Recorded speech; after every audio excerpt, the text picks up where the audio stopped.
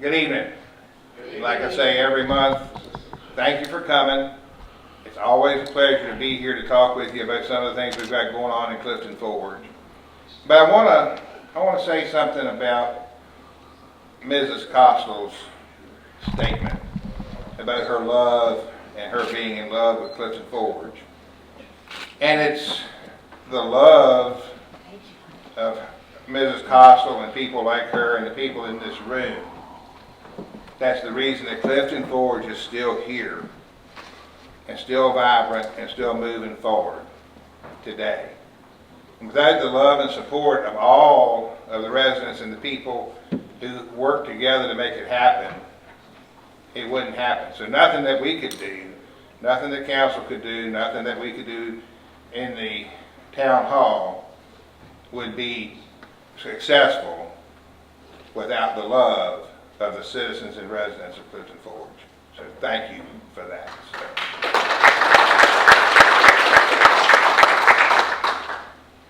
I know I say this every month too, but I really don't have a lot tonight. So I just want to update you on some of the projects that we've been talking about for the last few months and let you know that they're actually coming to reality and progress has been made on them. So I'm going to start out with the one that has already began, and that's the Smith Creek water line replacement. For those of you that don't remember or maybe don't know, that is a replacement of 2.2 miles of 20-inch water main from the water treatment plant all the way down through the Nettleton addition into town. That is the main trunk line that serves water to all of Clifton Forge and all of eastern Allegheny County. The current line's been in the ground for over 70 years. We know it has leaks in it. We're able to do this project. It's right at a $3.9 million project. And we're doing that all with state and health department money. So that project has already started. They've moved their equipment in, they're bringing their materials in, and they are in the process of doing their survey work and clearing of the right-of-ways with the goal of being able to actually start excavating and putting pipe in the ground the first week of October. So that project is moving on. Expect that activity to go on probably for about the next year for that project. The second water line project we've got going on is the water main going out of town on the west end. That water line serves everything from Hardee's west all the way out to Valley Ridge, the high school, through Lowmore, the Bryan Center, the hospital, the college, the Clifton Academy, and the Mountain View Elementary School. Everything that we serve water to in that part of the county is off of this line, and that is project is actually going out to bid the second week in October. We hope to have that contract awarded and contractors in place by the 1st of January and get started on it shortly after the 1st of the year, and that should be about an 8-month project to get that water line complete. We're coordinating that project with another project that we've got going on, and that is the repaving of the Ridgeway Street from Roxbury Street all the way to the town limits at the bridge by Scott Hill. And the coordination effort of this is because a large portion of this water line replacement is going to be in the pavement on Roxbury Street, going up by the wall in front of Scott Hill.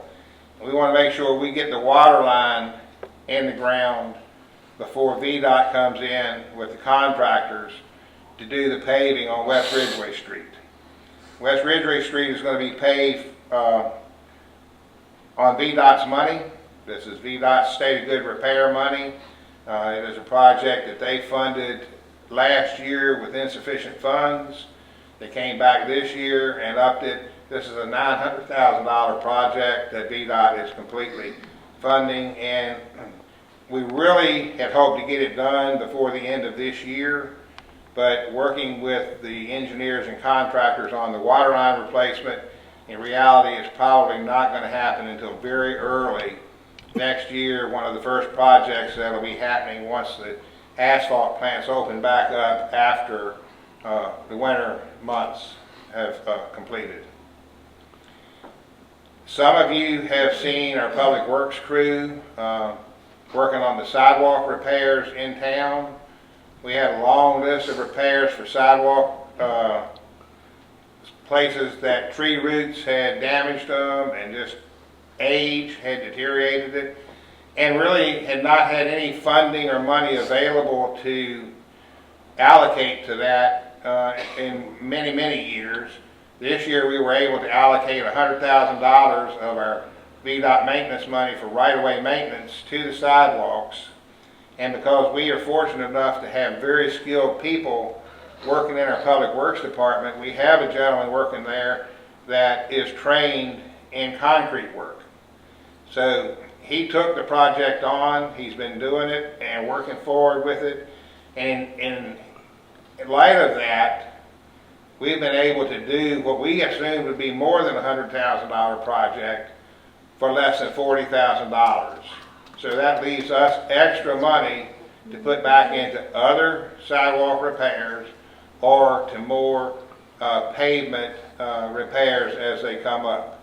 So we're very fortunate to have that type of skill set on our public works department. So if you know of a sidewalk that is in need of repair because of cracking or scaling or tree roots have turned it up on its side or what have you, please let us know, because we may not know all of the places in town that need to have repairs made. We will be pulling off of the sidewalk project though very soon, because they need to move into their fall activities, landscaping, tree trimming, things of that nature to get ready for winter. But we can always pick it back up in the spring once the weather clears and the weather gets warm.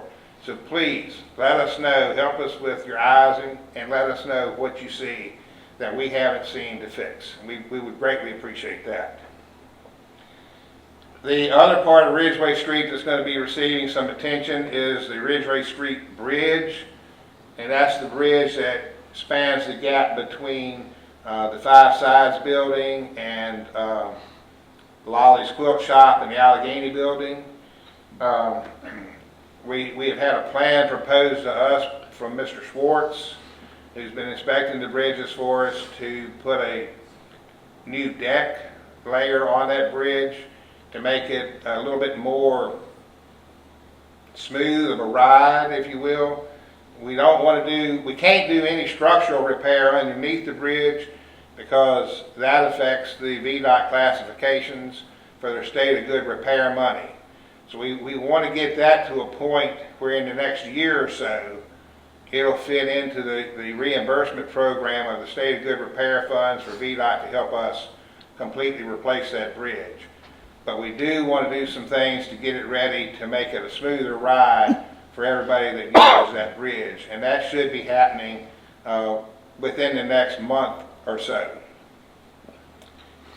You've heard us talk for a little bit over a year now about the buildings on Main Street, the 600 block of Main Street. We were fortunate enough to work and be successful with the Allegheny Foundation a little over a year ago to obtain the funding to purchase 4 parcels of property in the 600 block of Main Street, which is directly across the street from Clifton Forge Town Hall. The gas station on the corner, we're now referring to that as 600 Main Street. Then there's 2 vacant parcels, and then there's the big building on the very end of that row of buildings, 608 Main Street. We have successfully negotiated a purchase agreement with a private investor for the 600 Main Street building. We're in the process of working with our attorney to get the contract and the sale and the deed drawn up and move toward the closing, and we plan to have that property closed by the end of next week. I could announce what his plans are for that building, but he asked me to leave that to him, and he would like to be able to do that himself. but it will be a tremendous upgrade to what you're used to seeing there. It's just going to be, I'm very excited about seeing that. It's going to be a true asset. The 2 vacant lots, council has come up with a plan for that. The town will retain ownership of those 2 lots. We're going to clean them up, fix them up, and turn those into public parking facilities to help aid in the new business that's going in the gas station, as well as the Red Lantern Inn, and then whatever might go into the big building that we've got on the end right there. And just so you know, that building's not sitting idle either. Public Works did some demolition on the back of that building that needed to be done to make it safe and more viable.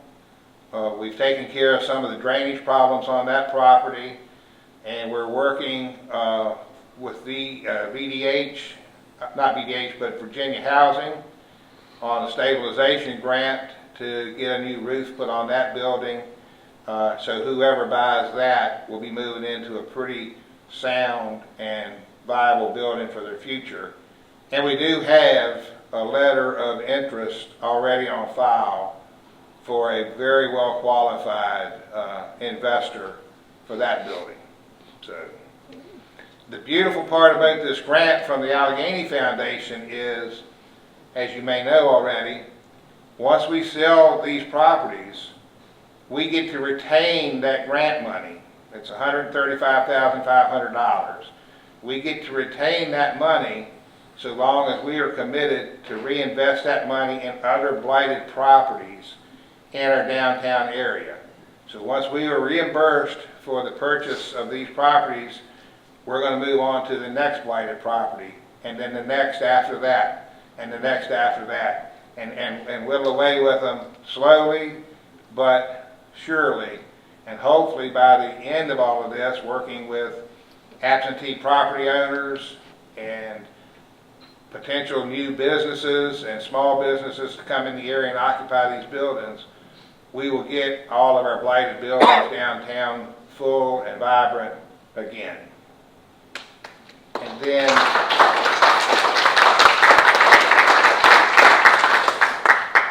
then the last thing I'd like to touch on tonight is, for 18 years, the conversation has been move the Amtrak station. Let's move the Amtrak station and build a new station down around the C&O Heritage Center. 18 years in the making. Finally this year, we've got an agreement signed by Amtrak that they're willing to move. We've got a commitment from CSX to sell the town the property for that building. We've got a commitment from Amtrak to put a substantial amount of funding into the new platform for that building. Quite honestly, they might be offering enough funding to completely pay for the new platform that we will need down there. And they have a time limit on that though, so we're moving kind of quickly on this. CSX's offer of sale is not only for the 4 acres of land that the town needs to build a new Amtrak station, but for the additional 8 acres, that is housing the C&O Historical Society. So I'm working with Kerry Worsham of the C&O Historical Society. The plan is that they're going to purchase the 8.7 acres that they are occupying at the time. Town will purchase the additional 4 acres once we have a number on that. We've had our appraiser appraise the property. We have their numbers. We're waiting on CSX's appraiser to come up with their numbers, and then hopefully we're going to be able to come somewhere in the middle and meet at a reasonable price for that property.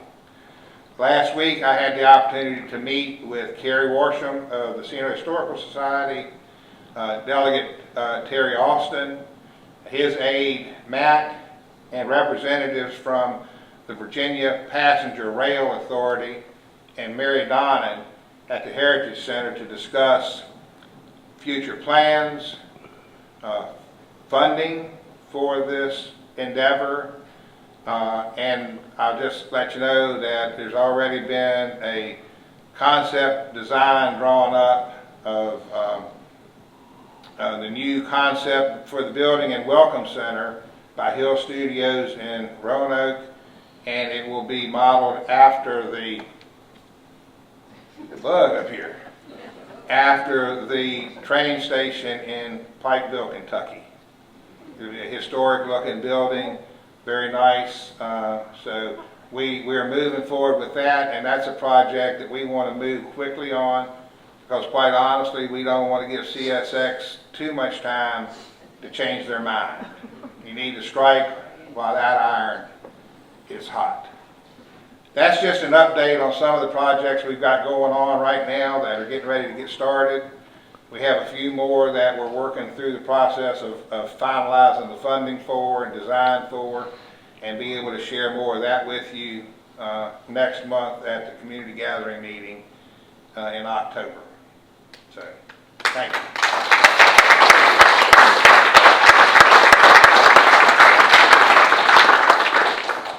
So, now, you don't have to listen to me anymore. It's a very great pleasure for me to introduce to you tonight the new Executive Director of the Allegheny Highlands Chamber of Commerce and Tourism, Mr. Josh Taylor. I think he's going to give us an update on some things that they've got going on. And Josh, thank you so much for being here.